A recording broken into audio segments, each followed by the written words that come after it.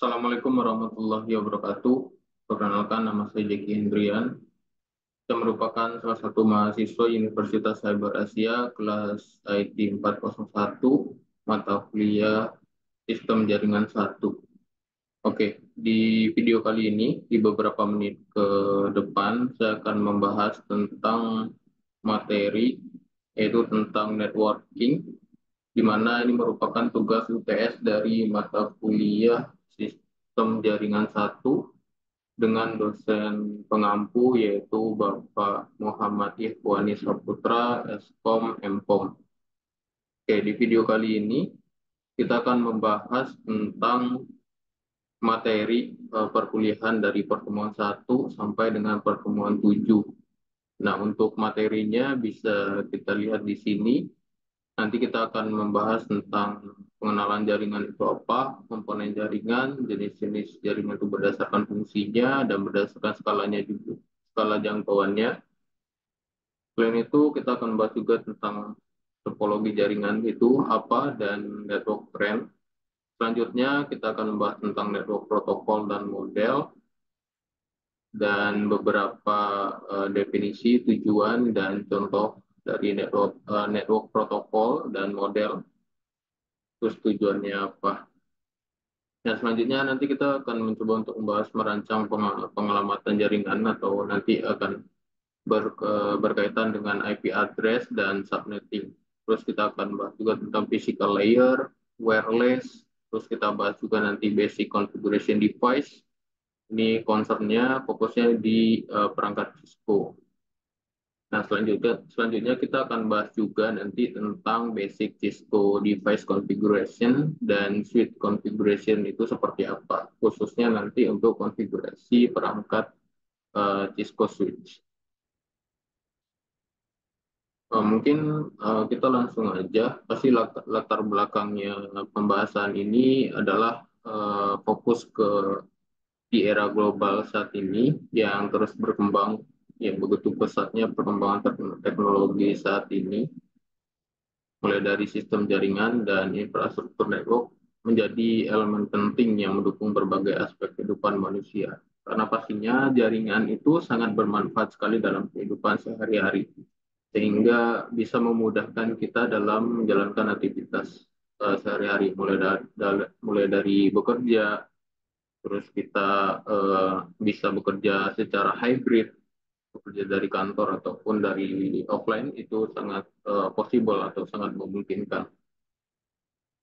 Nah, apa rumusan masalahnya? Pasti nanti kita akan bahas apa sih itu jaringan komputer dan komponennya apa aja, jenis-jenisnya seperti yang di daftar isi sebelumnya. Nanti kita akan bahas secara detail.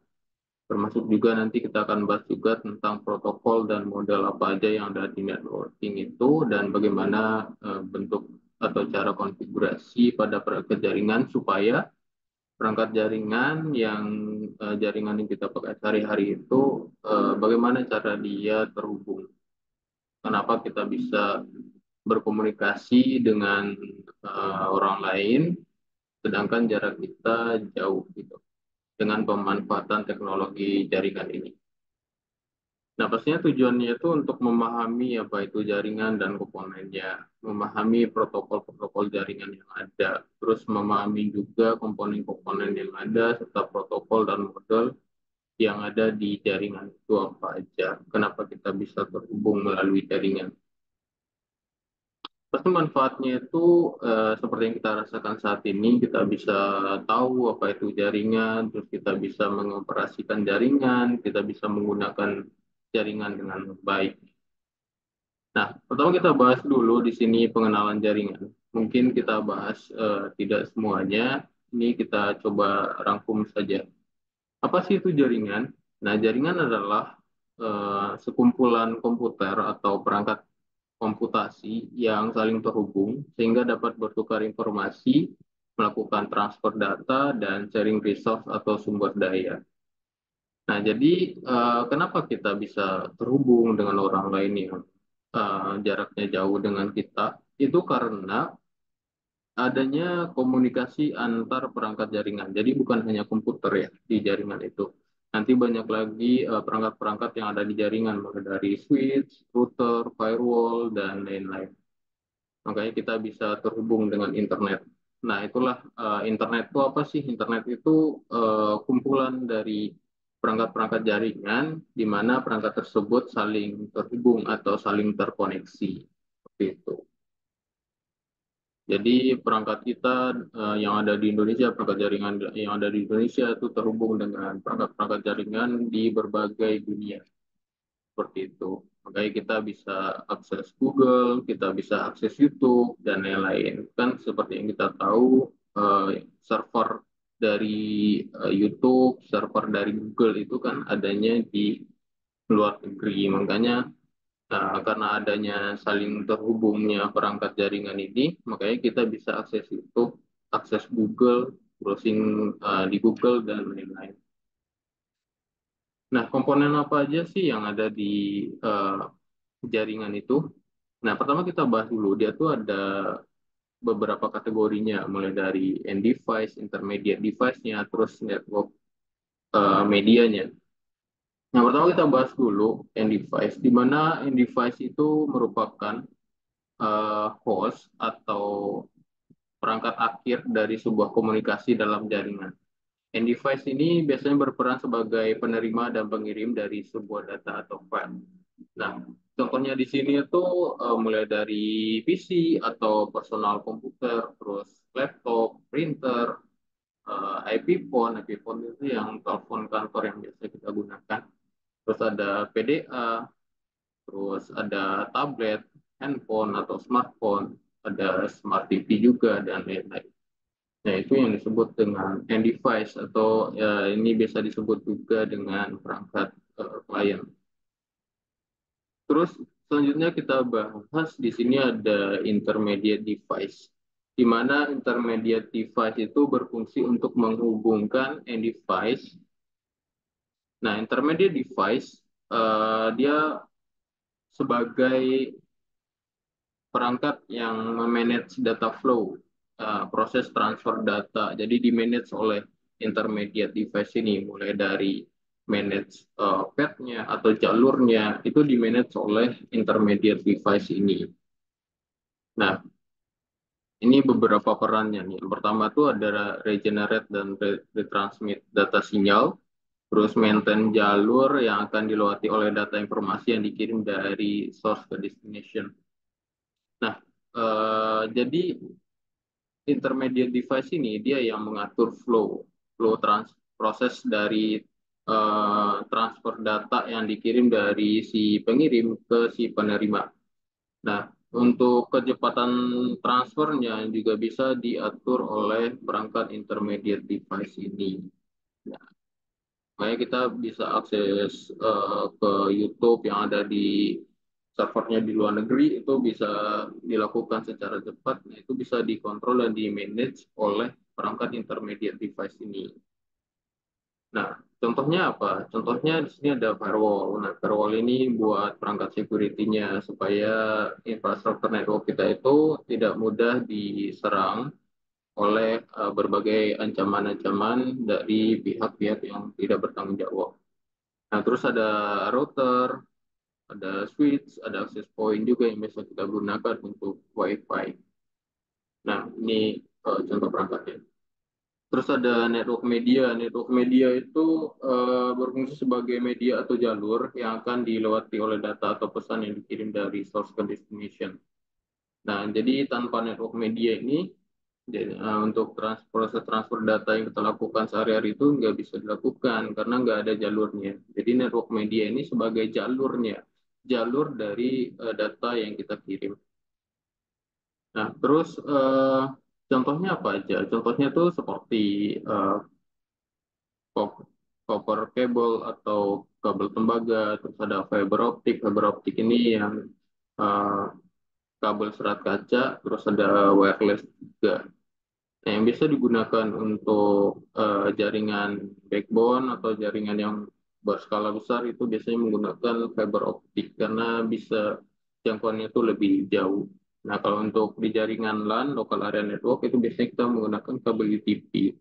dan juga menggunakan wireless. Nah, WiFi yang kita gunakan itu dia memancarkan jaringan menggunakan gelombang radio. Nah, itulah yang disebut dengan jaringan wireless tadi. Nah, ini seperti ini contohnya.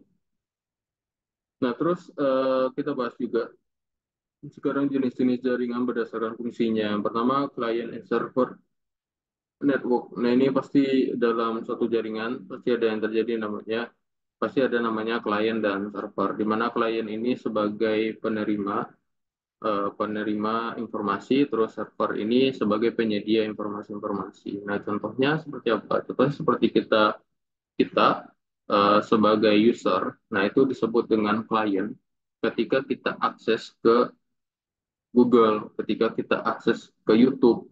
Nah, siapa yang sebagai server? Nah, server YouTube inilah atau server Google inilah yang sebagai servernya. Dia berfungsi sebagai server, di mana dia sebagai penyedia informasi-informasi yang kita cari, yang kita butuhkan.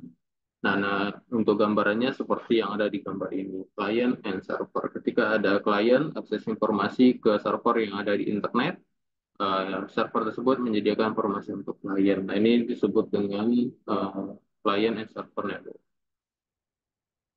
Nah, terus di sini ada contoh lain seperti email, klien berkirim email menggunakan aplikasi email, eh, aplikasi kliennya yaitu contohnya Outlook dan lain-lain. Terus ada web server juga, web server yang kita biasa browsing-browsing dan searching-searching di Google. Terus ada file server, nah ini untuk proses transfer file misalkan nanti filenya itu di-provide oleh file servernya. Nah, selanjutnya kita di sini ada yang kedua tuh peer-to-peer network. Nah, pada jenis jaringan ini itu memungkinkan host yang ada di dalam network kita itu bisa menjadi server atau client. Tadi kan udah terpisah client dan server. Tapi ini uh, suatu PC atau komputer yang ada di jaringan kita, dia bisa berperan sebagai client dan bisa juga berperan sebagai server. Nah, contohnya seperti ini.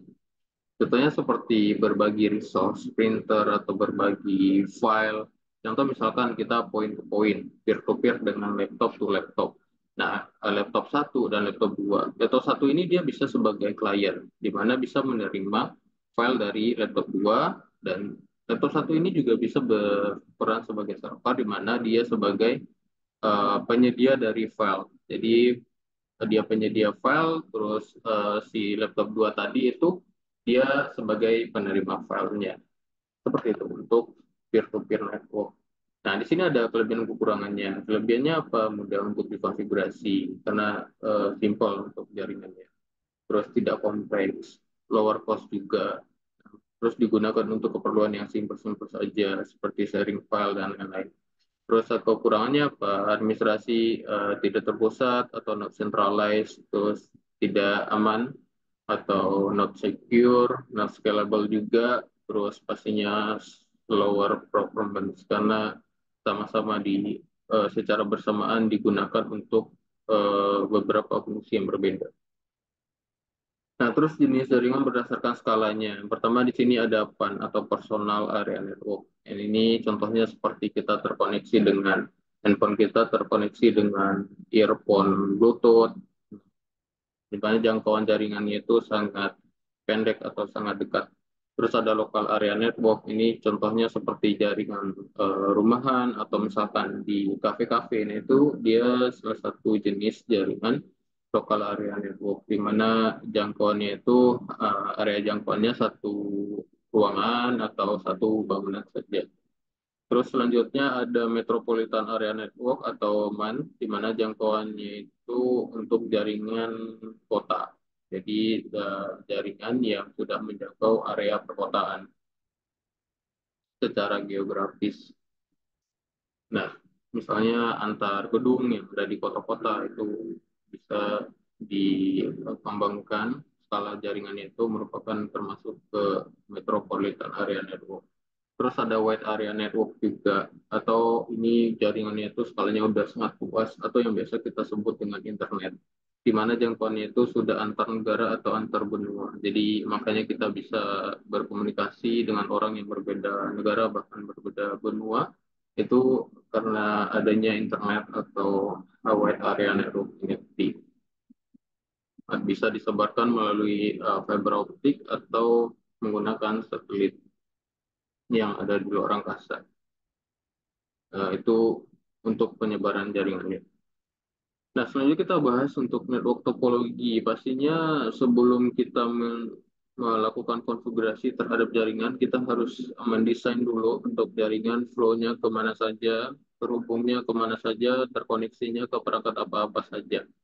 Kita butuh yang namanya topologi ini. Topologi ini merupakan metode atau desain dan cara untuk menggambarkan infrastruktur jaringan di mana semua node jaringan tuh saling terhubung satu sama lain menggunakan link atau kabel wireless dan lain-lain.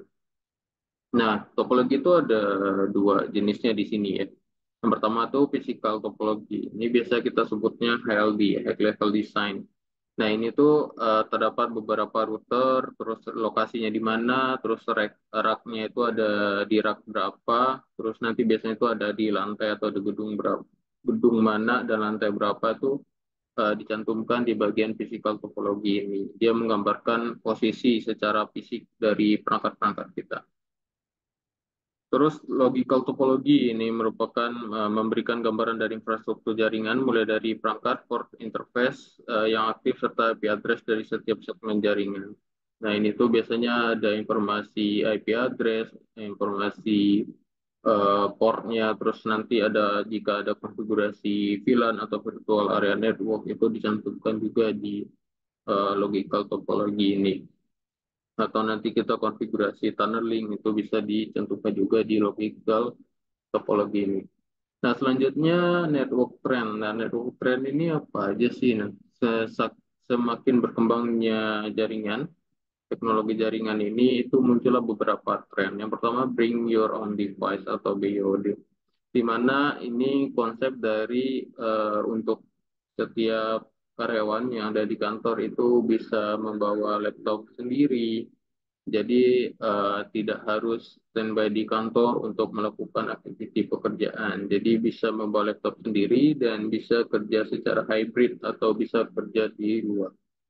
Terus online collaboration. Nah, ini itu eh, contohnya tools atau platform digital untuk bekerja sama secara real time atau asinkron. Nah, misalkan untuk contohnya itu di sini ada Microsoft Teams, terus ada GitHub. Misalkan kita sedang ada satu project, terus kita import ke dalam GitHub, nah itu kita bisa melakukan kerja secara bersamaan dengan tim-tim yang lainnya.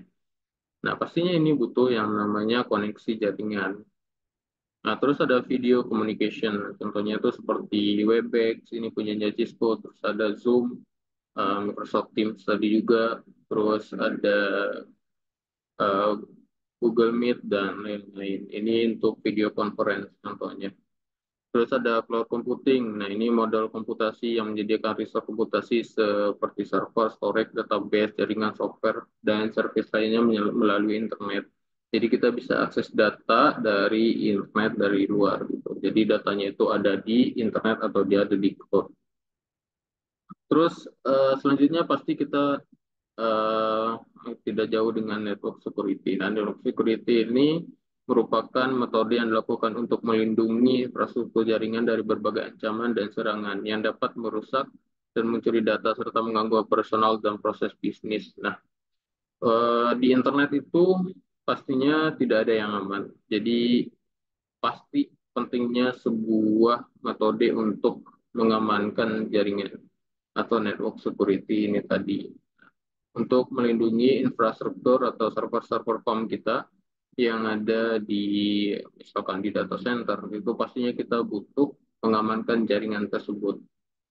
Nah, metode-metode yang digunakan tuh banyak sekali ya. Contohnya seperti menambahkan perangkat firewall di infrastruktur kita dan lain-lain. Nah, untuk serangan itu sendiri terbagi menjadi dua. Yang pertama ada external threat atau serangan dari luar. Contohnya itu apa? Seperti virus, worm, Trojan horse, zero day attack, terus denial of service atau DOS, smishing, phishing, terus ada social engineering, distribute denial of service atau DDoS. Jadi banyak ya contoh serangan-serangan yang berasal dari eksternal. Nah, zero day attack ini merupakan eh, serangan yang terjadi ketika adanya celah atau kerentanan. Jadi ketika ada suatu celah, itu langsung ada serangan yang datang dari luar. Jadi makanya pentingnya untuk menjaga eh, keamanan jaringan itu sendiri. Terus ada internal threat. Nah, internal threat ini contohnya itu merupakan serangan atau ancaman dari karyawan di suatu perusahaan tersebut. Nah, contohnya apa? Perangkat hilang atau dicuri, terus penyalahgunaan atau tidak sengajaan atau tidak sengaja salah konfigurasi oleh karyawan sehingga impact data terhapus dan jaringan door. Jadi eh, seperti human error. Nah, jadi impact juga ke proses bisnis, mengakibatkan jaringan kita tuh downtime. Terus serangan dari karyawan yang tidak bertanggung jawab. Jadi kan ada juga beberapa karyawan yang suka rese, yang tidak bertanggung jawab, melakukan sesuatu yang tidak sepatutnya dilakukan untuk jaringan infrastruktur internal. Nah, selanjutnya kita bahas di sini ada network protokol dan model. Nah, kenapa network perangkat-perangkat jaringan yang ada di internet itu bisa saling terhubung, bisa saling terkoneksi, bisa saling berkomunikasi. Nah, itu karena adanya sebuah protokol ataupun standar yang mengatur. Jadi, protokol ini merupakan kumpulan dan format yang mengatur cara perangkat jaringan berkomunikasi dan bertukar paket informasi pada jaringan. Setiap perangkat yang saling terhubung harus menyepakati bagaimana berkomunikasi. Nah, di internet itu kan banyak sekali ya perangkat-perangkat jaringan yang berasal dari platform-platform yang berbeda. Contohnya seperti Cisco, Fortinet, Juniper, terus Mikrotik, dan Palo Alto, dan lain-lain. Itu kan banyak banget untuk platform-platformnya yang digunakan. Kenapa sih mereka itu bisa saling terhubung dan bisa saling berkomunikasi? Padahal kan developernya berbeda-beda. Nah, itu karena ini tadi, karena adanya protokol yang mengatur proses setiap perangkat itu berkomunikasi. Jadi ada standarnya. Nah, di jaringan itu ada beberapa elemen penting yang dalam berkomunikasi. Pastinya ada source, sender atau pengirim. Terus ada pastinya ada destination-nya kemana supaya terbentuk yang namanya interaksi atau komunikasi. Terus ada media atau saluran yang menyediakan jalur terjadinya komunikasi tersebut. Nah, contohnya seperti ini ada pengirim, terus ada penerima. Dikirim melalui media transmisinya. Nah, tujuan protokol itu apa sih? Nah, tujuannya pastinya untuk standarisasi komunikasi. Supaya terbentuk satu komunikasi yang baik, maka setiap individu atau setiap perangkat jaringan harus menggunakan aturan atau kesepakatan yang telah ditetapkan untuk mengatur flow komunikasi. Nah, jadi protokol itu ibaratnya analoginya seperti ini. Misalkan ada dua orang yang sedang berkomunikasi, namun dua orang itu berasal dari daerah yang berbeda. Otomatis misalkan di Indonesia itu kan setiap daerah bahasanya berbeda-beda. Ketika dua orang ini menggunakan bahasa daerah masing-masing, otomatis tidak akan terbentuk yang namanya proses komunikasi atau interaksi yang eh, saling terhubung atau tidak nyambung ya, karena mereka tidak ngerti dengan bahasa daerah lain, dia hanya ngerti dengan bahasa daerah sendiri misalnya. Jadi tidak akan terjadi yang namanya proses komunikasi tersebut. Jadi kan proses komunikasi juga butuh interaksi yang nyambung gitu. Jadi kalau sama-sama tidak ngerti, otomatis tidak terbentuk tuh komunikasi tadi. Nah, bagaimana cara mereka berkomunikasi supaya komunikasi tersebut nyambung? Yaitu mereka menggunakan satu bahasa, yaitu bahasa Indonesia. Di mana kan kalau orang Indonesia itu pasti bisa berbahasa Indonesia. Nah, ketika dua-duanya menggunakan bahasa Indonesia, nah disitulah terbentuk yang namanya proses interaksi atau komunikasi. Nah, sama ibaratnya dengan jaringan. Mereka juga menggunakan satu standarisasi yang sama dengan analogi sebelumnya yang tadi. Nah, terus Pastinya tujuan lain itu ada interoperabilitas. Ini memastikan perangkat yang berbeda itu baik berbeda vendor atau tipe perangkat supaya bisa bekerja sama dan terhubung dalam satu jaringan. Terus reliability, menyediakan mekanisme untuk mengirim dan menerima data secara akurat dan dapat diandalkan. Terus ada keamanan, terus ada efisiensi juga. Nah, untuk protokol requirement itu basic encoding dan decoding. Encoding itu proses merubah informasi menjadi bentuk lain yang dapat diterima oleh media transmisi, contohnya dalam bentuk bit.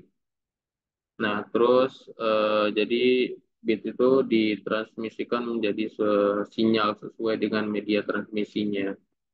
Terus decoding, proses untuk menafsirkan dan mengembalikan informasi yang telah dikirimkan ke dalam format awal atau original informasi yang dikirim oleh pengirim sebelumnya. Jadi data yang diterima itu di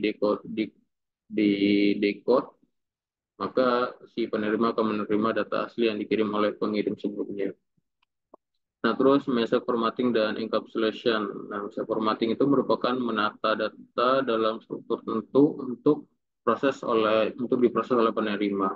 Terus proses encapsulation ini merupakan proses membungkus paket atau data dengan header yang diperlukan untuk pengiriman. Jadi data-data yang dikirim itu dibungkus, terus diberikan label eh, dengan header ini tadi supaya nanti sebelum diterima oleh sebelum diterima oleh penerimanya itu perangkat utuh, jadi digabungkan kembali sesuai dengan header atau label-label yang sudah diberikan tadi. Jadi datanya itu tidak berantakan.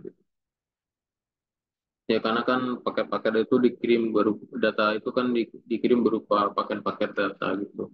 Jadi tidak dikirim secara utuh di dalam jaringan.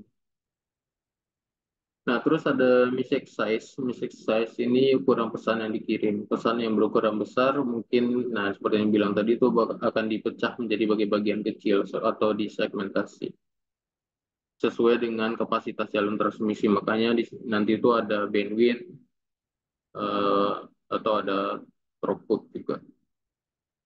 Terus ada mistake timing. Mistake timing merupakan pengaturan atau pengiriman pesan mencakup latensi throughput dan jitter untuk memastikan data dikirim dan terima secara cepat.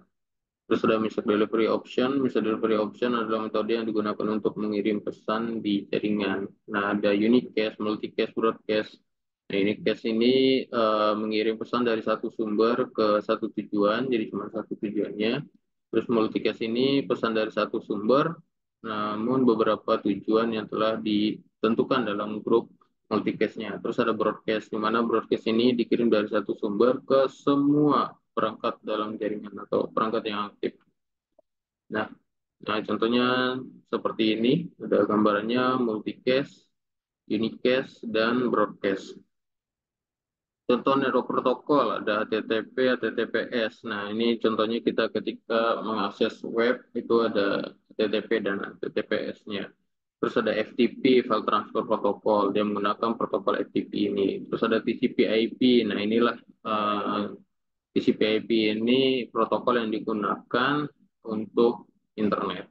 Terus ada SMTP, POP, dan IMAP ini untuk proses pengiriman, download, email, dan lain-lain.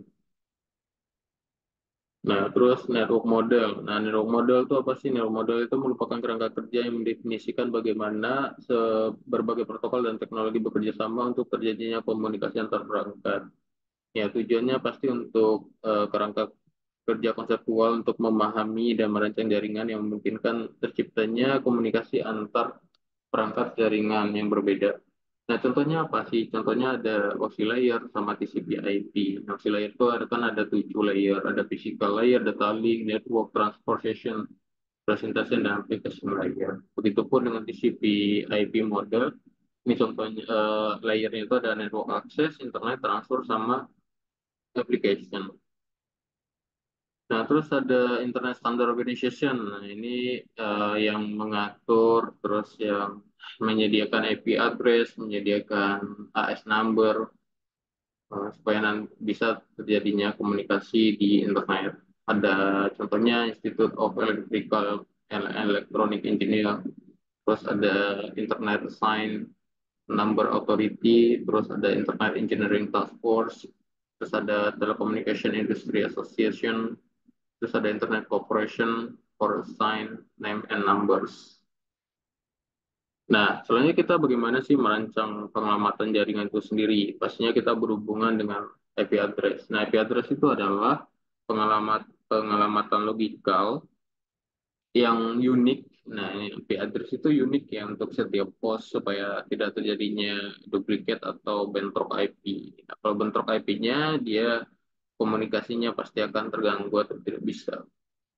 Nah, jadi IP address itu digunakan untuk mengidentifikasi perangkat dalam jaringan. IP address ditetapkan oleh Internet Assigned Number Authority yang standar organisasi tadi.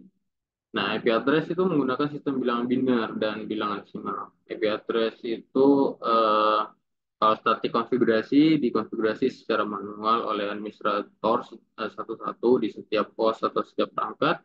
Terus ada lagi IP address yang dikonfigurasi secara dinamik, jadi dikonfigurasi dalam satu server DHCP, disebarkan ke setiap klien-klien yang ada. Jadi apa sih perbedaannya? Jadi yaitu yang pertama manual, terus ini secara otomatis yang DHCP. Nah, untuk statik ini biasa digunakan untuk jaringan skala kecil seperti LAN. Terus ada DHCP ini biasanya digunakan untuk jaringan yang skalanya itu besar, yang sifatnya itu scalable, terus berkembang. Jadi bisa memudahkan juga untuk admin jaringan atau network engineer. Nah, IP address itu ada dua version. Yang pertama itu IP versi 4 dan IP versi 6. Nah, IP versi 4 itu dia memiliki panjang 32 bit yang dibagi menjadi 4 oktet, di mana setiap oktet itu dipisah oleh tanda titik. 192, 168, 1, 1. Terus ada IP versi 6 itu dia lebih panjang dibandingkan IP versi 4. Nah, bedanya adalah jumlah host dan network yang disediakan oleh IP versi 6 itu lebih besar dibandingkan jauh lebih besar dibandingkan IP versi 4. Nah, sekarang itu kan manusia terus berkembang. Kita butuh yang namanya IP address ini untuk komunikasi di internet. Nah, semakin banyaknya pengguna, semakin banyaknya user, otomatis IP-IP address yang ada ini itu akan habis. Makanya muncullah yang namanya IP versi 6 ini untuk eh, membantu ketika habisnya IP versi 4 ini. Gitu. Jadi karena network dan host yang didapat dari IP versi 6 ini lebih banyak dibandingkan dengan IP versi 4. Jadi formatnya itu seperti ini, dia dipisahkan dengan titik dua untuk setiap oktetnya. Nah, terusnya ada juga IP public dan IP privat. Nah, untuk di LAN itu kan kita bisa menggunakan IP privat. Terus untuk berkomunikasi ke internet, untuk terhubung ke internet, itu kita butuh yang namanya IP public. Kalau nggak ada IP public, itu kita tidak bisa terkoneksi ke internet. Nah, Nah, ini contohnya IP public IP 888, 8844, terus 2086722, 222. Ini contoh IP DNS dari IP public dari Google. Terus IP privat itu merupakan IP address yang digunakan pada jaringan lokal dan tidak diakses secara langsung melalui internet. Jadi IP public itu bisa diakses secara langsung dari internet, kalau IP lokal itu tidak bisa diakses secara langsung dari internet. Nah, caranya akses IP privat ini kita menggunakan teknologi NAT atau Network Address Translation. Jadi harus ditranslate dulu IP-nya supaya kita bisa akses ke IP privat dari internet atau dari publik. Contohnya IP privat di sini yang biasa kita gunakan 192.168.1, tergantung dengan kelasnya. Kita akan bahas juga kelas full address sama subnetting. Nah, struktur IP address itu seperti ini. Ada network ID, terus ada host ID. Nah, ini bentuk dari address tadi. Ada bit dan desimal. Bit itu yang satu sama nol, terus desimal ini seperti bilangan biasa 192.168.1.2. Nah, IP versi 4 itu dia terdiri dari 30 bit, 32 bit dibagi menjadi 4 oktet, di mana setiap oktet itu terdiri dari 8 bit. Untuk memudahkan maka dikonversilah menjadi desimal. Nah, ini kita bahas tentang kelas IP address. Di sini kita bahas IP kelas pool. Jadi IP yang biasa digunakan sehari-hari itu ada tiga sebenarnya, kelas A, kelas B, dan kelas C. Tapi di sini kita bahas sampai 5 kelas.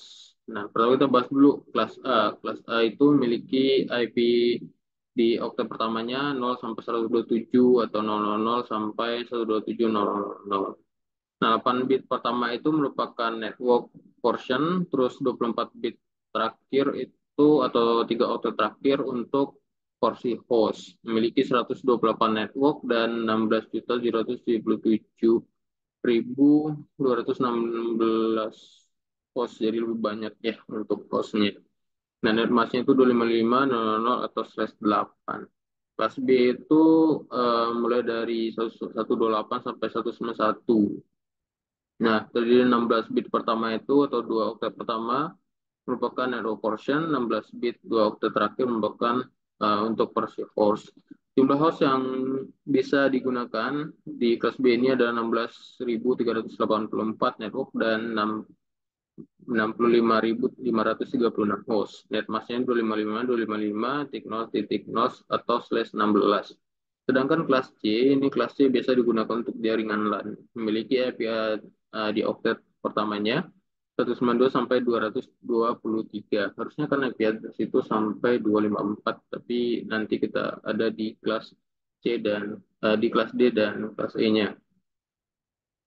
Nah, untuk 24 bit pertama, 2 oktet pertama itu untuk narrow portion dan 8 bit terakhir atau 1 oktet terakhir untuk porsi hostnya. Jadi hostnya itu lebih sedikit ya dibandingkan kelas-kelas yang sebelumnya. Jumlah memiliki 2.097.152 network dan 256 host, jadi hostnya lebih sedikit. Net masknya 255, 255, 255 titik nol atau /24. Nah, terus kelas D multicast memiliki IP di oktet pertamanya 224 sampai 239. Nah, ini biasa digunakan untuk routing protokol. IP address kelas D ini hanya digunakan untuk alamat IP multicast seperti dibutuhkan untuk routing protokol, RAID, EJRP, USPF, dan lain-lain. Kelas E ini digunakan untuk eksperimental aja. Memiliki IP 240 sampai 255.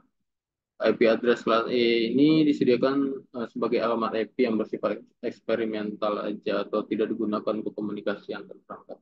Sekarang kita bahas tentang subnetting, itu kan tadi kelas 4. Nah, sekarang kita bahas tentang subnetting. Subnetting itu ini digunakan untuk mencegah pemborosan IP. Jadi misalkan kita cuma punya 10 klien, itu tidak butuh pakai /24 karena kita bisa pakai /28 atau /29 misalkan. /29 itu ada, kita bisa pakai /28 untuk 10 host. Jadi tidak harus boros untuk hanya butuh 10 klien saja. Kecuali kita ada 230-an user, 230-an klien, itu baru kita butuh /24. Nah, jadi subnetting itu suatu metode untuk memperkecil skala jaringan dan memperbanyak jumlah jaringan. Sebagai contoh, IP 192.168.10.0/24 itu dengan jumlah 254 dan dapat dibuat satu jaringan dari IP tersebut. Dari IP tersebut, bagaimana caranya dibuat dua jaringan dan dengan skala yang lebih kecil. Misalkan terjadi tadinya bisa host sampai 254, itu kita perkecil jadi host 100. Jadi hostnya itu cuma 100, caranya kita menggunakan /25. Jadi tidak harus menggunakan /24. Jadi nanti kita bisa subnetting lagi menjadi /26 atau /27 untuk segmen network selanjutnya. Nah, selanjutnya kita bahas physical layer. Nah, ini media-media yang biasa kita gunakan dalam proses transfer data. Nah, di sini ada physical layer itu merupakan lapisan pertama dalam fungsi layar. Terus lapisan ini berperan sebagai media transmisi data dari satu perangkat ke perangkat lain melalui media fisik. Nah, fungsi utamanya sebagai jalur dan media transmisi pastinya. Nah, di media transmisi ini dia akan mengkonversi, memastikan bit-bit data ditransmisi dengan benar dari pengirim ke penerima. Jadi bit-bit tadi dikonversi menjadi sinyal, ada sinyal listrik, terus cahaya, ada wireless atau gelombang radio. Ini sebagai media signaling untuk mempresentasikan nilai bit satu dan 0 pada media fisikal. Metode signaling akan tergantung kepada jenis media yang digunakan. Nah, dia tadi kabel tembaga, fiber optik atau serat kaca, terus ada wireless atau menggunakan gelombang radio. Terus selanjutnya kita bahas bandwidth, latensi, throughput, dan jitter. Bandwidth itu merupakan kapasitas di media dalam mentransmit data. Bandwidth mengukur banyaknya data yang bisa ditransmit oleh media dari pengiriman ke penerima dan satuan waktu per detik. Jadi semakin besarnya bandwidth itu semakin banyaknya data yang bisa ditransfer melalui media tersebut. Selanjutnya ada latensi. Latensi merupakan waktu yang dibutuhkan untuk data melakukan perjalanan dari pengirim ke penerima. Diukur menggunakan millisecond. Semakin kecil latensi, maka semakin cepat proses transmit data. Ke throughput. Throughputnya adalah jumlah data yang dapat ditransmisikan melalui jaringan dalam waktu tertentu. Diukur dari bit per second. Terus ada jitter. Jitter adalah variasi dalam waktu pengiriman paket data diukur dalam milisecond. Jitter rendah berarti pengiriman data lebih konsisten. Terus ada jenis-jenis media transmisi, ada tadi kabel tembaga atau copper cable. Terus ada karakteristiknya itu pastinya terbuat dari tembaga. Bisa digunakan untuk jaringan berskala kecil, lebih rentan terhadap interferensi elektromagnetik dibandingkan dengan serat optik. Lebih murah dan mudah dipasang dibandingkan dengan serat optik. Terus kabel contohnya itu ada twisted pair atau UTP yang bisa kita kenal atau STP. Nah, beda UTP dengan STP ini, STP itu dia ada shieldnya, ada pelindung dari kabel tembaganya itu sendiri. Jadi seperti ada timah itu di dalam kabelnya itu untuk melindungi tembaga-tembaga yang ada di kabel tersebut. Kalau UTP itu dia tidak ada. Terus ada koaksial. Koaksial ini yang bisa digunakan untuk TV kabel. Terus ada konektor yang biasa digunakan C45 itu untuk kabel UTP tadi dan BNC untuk kabel koaksial. Ini contohnya bisa kita lihat di sini. Ini untuk konektornya D45 untuk UTP dan BNC untuk koaksial. Selanjutnya kita bahas fiber optik. Nah, ini fiber serat kaca ya. Karakteristiknya itu pasti menggunakan cahaya untuk mentransmisikan data. Pastinya ini lebih speednya tuh lebih kencang dibandingkan kabel tembaga. Kapasitasnya pun juga lebih besar. Tidak rentan terhadap interferensi elektromagnetik, digunakan untuk jarak jauh dan jaring backbone. Nah, itu untuk menghubungkan jaringan-jaringan yang ada di dunia itu bisa menggunakan kabel fiber optik. Makanya ada kabel bawah laut, terus ada kabel bawah tanah. Itu yang biasa digunakan kabel fiber optik. Ukurannya pun berbeda-beda, ada 48 core, 24 core, terus ada 98 core, itu tergantung dengan kebutuhan untuk transmisi datanya. Contoh kabel, single mode fiber, terus ada multi mode fiber. Konektornya apa aja? Ada extractive, ada subscriber konektor, terus ada lucent konektor. Ini contohnya seperti yang ada di gambar. Terus selanjutnya jaringan nirkabel atau wireless. Nah, karakteristiknya itu menggunakan gelombang radio untuk mentransmisikan data. Ya, terus dia tidak memerlukan media fisik seperti kabel karena dia menggunakan gelombang radio. Rentan juga terhadap interferensi, terus ketergantungan juga dengan apakah ada penghalang di sekitar itu ngaruh terhadap kualitas sinyal. Terus berpengaruh juga ketika terhadap cuaca, ketika cuaca buruk juga mengganggu untuk kualitas sinyalnya. Teknologi yang digunakan apa aja? Itu ada Wi-Fi, terus ada Bluetooth sama seluler. Nah, protokol yang digunakan tuh 802.11, 802.15, terus ada 3G, 4G, dan 5G yang biasa kita gunakan sehari-hari. Konektor apa aja yang bisa digunakan? Itu antena untuk memperkuat sinyal, terus ada dongle USB juga. Nah, sekarang kita bahas wireless. Jadi, ini lanjutan dari pembahasan wireless. Wireless itu teknologi komunikasi yang menggunakan gelombang radio atau infrared untuk mentransmisikan data dan tanpa menggunakan kabel fisik. Nah, ini band atau frekuensi yang biasa digunakan. Wi-Fi itu menggunakan 802.11. Frekuensi yang digunakan 2,4 GHz. Bandnya terus 5 GHz, 6 GHz. Nah, ini digunakan oleh standar 802.11 BGN, jangkauannya itu lebih luas, tapi lebih rentan terhadap interferensi. Jadi, perbedaan di sini itu adalah eh, dari kecepatan dan apakah berpengaruh dengan interferensinya, seberapa besar pengaruh terhadap interferensinya. Terus ada Bluetooth. Nah, ini Bluetooth yang bisa kita gunakan untuk menyambungkan handphone ke earphone, misalkan, atau laptop ke earphone dan lain-lain atau ke speaker. Dia menggunakan band 2,4 GHz. Terus ada cellular network, ada 3G, 4G. 4G ini LTE menggunakan 600 MHz, 850 MHz, dan 600 MHz sampai 6 GHz. Nah, perangkat apa aja sih yang digunakan? Contohnya di sini access point. Access point ini yang digunakan untuk menyebarkan sinyal Wi-Fi. Terus ada router wireless juga, wireless adapter, repeater. Repeater ini digunakan untuk eh, memperluas jangkauan dari sinyal wireless kita. Jadi sebagai extendernya. Terus ada antena juga untuk memperkuat sinyal. Autentikasi apa aja sih yang digunakan untuk menjaga keamanan dari jaringan wireless kita? Ada Wire Equivalent Privacy, Wi-Fi Protect Access, WPA2, WPA3. Ini standar yang digunakan saat ini ya untuk menjaga keamanan dari Wi-Fi atau jaringan wireless kita. Terus ada MAC filter juga. Jadi kita memfiltering atau whitelist MAC address dari klien yang bisa connect. Kalau tidak di whitelist berarti klien itu diblok untuk tidak bisa terkoneksi dengan Wi-Fi. Terus ada hide atau unbroadcasting tidak. Jadi Wi-Fi-nya itu SSID-nya tidak kita broadcast jadi tidak kelihatan. Ini untuk menjaga security juga. Kelebihan kurangnya apa?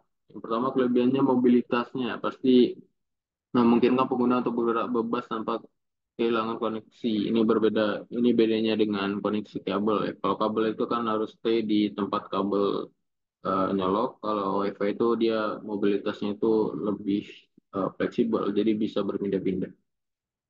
Fleksibilitas pastinya, terus skalabilitas juga mudah menambah perangkat baru ke jaringan tanpa tambah infrastruktur fisik. Jadi bisa pointing dengan wireless, teknologi wireless. Ukurannya apa? Interferensi. Ini pasti rentan terhadap interferensi dari perangkat lain.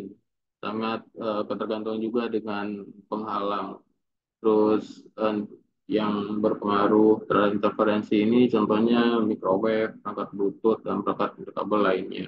Jadi frekuensinya itu bisa bentrok, jadi ngaruh dengan kualitas sinyal. Kesepakatan yang kecepatan dan jangkauannya juga pasti. Kecepatan transfer data dan jangkauan sinyal lebih dipengaruhi oleh hambatan fisik seperti dinding dan perabotan lainnya. Terus kualitas sinyal dapat mengalami penurunan kualitas sinyal dan dapat mempengaruhi kinerja jaringan juga. Nah, ini kita lanjut bahas tentang basic device configuration. Nah, ini fokusnya ke Cisco ya, iOS. Jadi Cisco itu dia menggunakan sistem operasinya namanya iOS, Interconnection Operating System, di mana terdapat sel, kernel, dan hardware. Sel itu merupakan user interface yang mungkin administrator jaringan untuk mengelola dan konfigurasi perangkat jaringan. Ada kernel, kernel itu merupakan inti dari sistem operasi. Hardware itu merupakan perangkat kerasnya atau perangkat jaringan yang biasa digunakan seperti router, switch, firewall, access point, dan lain-lain. Nah, selanjutnya ada user interface, ada GUI dan CLI. Nah, ini yang bisa kita kenal dengan GUI graphic user interface dan CLI. CLI ini uh, text based ya. Jadi comment based. GUI ini dia bersifat grafis seperti icon tombol-tombol menu dan lain-lain. Jadi biasanya lebih user friendly kalau yang GUI itu.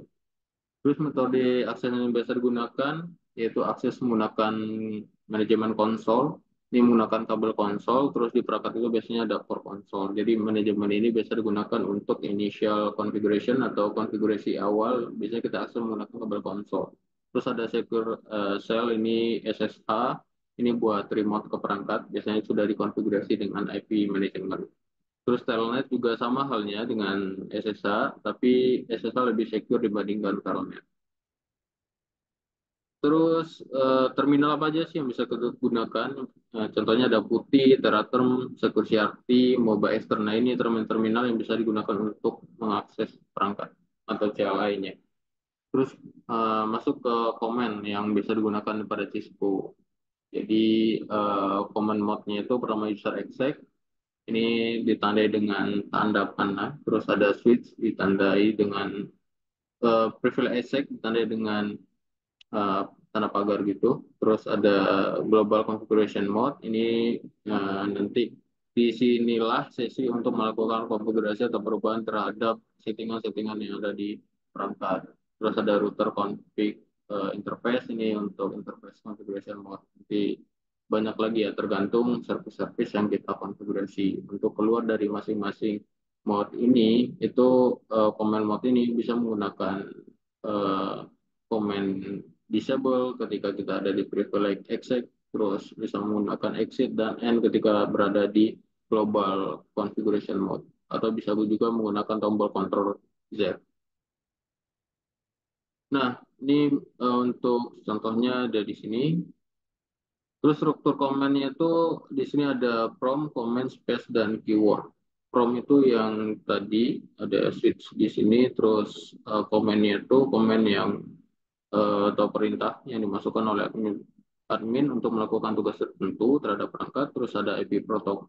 IP ini merupakan keyword atau argumen yang kita masukkan, merupakan komponen tambahan dalam perintah yang memberikan detail lebih lanjut dan atau parameter spesifik untuk perintah. Nah, terus untuk cek connectivity ketika kita sudah selesai melakukan konfigurasi, di sini ada ping. Ping itu cek konektivitasnya, misal ping ke 88, ping ke IP Google, terus ada threshold ini. Threshold ini untuk melihat path atau jalur yang dilalui, gateway yang dilalui masing-masing. Masing-masing gateway yang dilalui oleh paket yang dikirim dari source ke destination. Nah, tadi ada switch configuration. Nah, ini untuk materi terakhir. Nah, ini perbedaan switch dan hub ya. Pertama, switch itu dia memahami alamat MAC address, membuat keputusan mengirim paket berdasarkan alamat tersebut. Jadi dia tuh ada nanti si switch ini ketika sudah melakukan pengirim paket, dia bakalan melakukan broadcast. Setelah melakukan broadcast, dia akan menyimpan data-data MAC address untuk nanti ketika ada paket lagi, dia tidak harus melakukan broadcast. Jadi dia langsung mengirim ke destination karena dia udah punya alamat dari si penerimanya. Itu berbeda dengan hub. Hub itu dia selalu sifatnya itu broadcast, jadi mengirim ke semua interface yang aktif. Itu. Jadi suite itu dia bisa di manage, bisa dikonfigurasi, bisa disetting sesuai dengan kebutuhan. Kalau hub itu dia tidak bisa dikonfigurasi atau unmanage. Jadi dia tuh untuk proses pengiriman paketnya pasti dia selalu membroadcast ke semua interface yang aktif. Nah, bedanya lagi itu switch berada di layer 2 di OC layer, sedangkan hub itu berada di layer 1 atau di physical layer. Seperti itu. Nah, hub ini dia tidak bisa dikonfigurasi, misalkan konfigurasi spanning tree untuk mencegah terjadinya looping, sedangkan switch manage itu bisa. Nah, ini untuk detailnya kita bahas di sini. Manage switch. Manage switch itu mengacu pada switch yang dikelola secara aktif atau bisa dikonfigurasi, dimonitoring, terus interface bisa dikonfigurasi juga interface-nya dan lain-lain.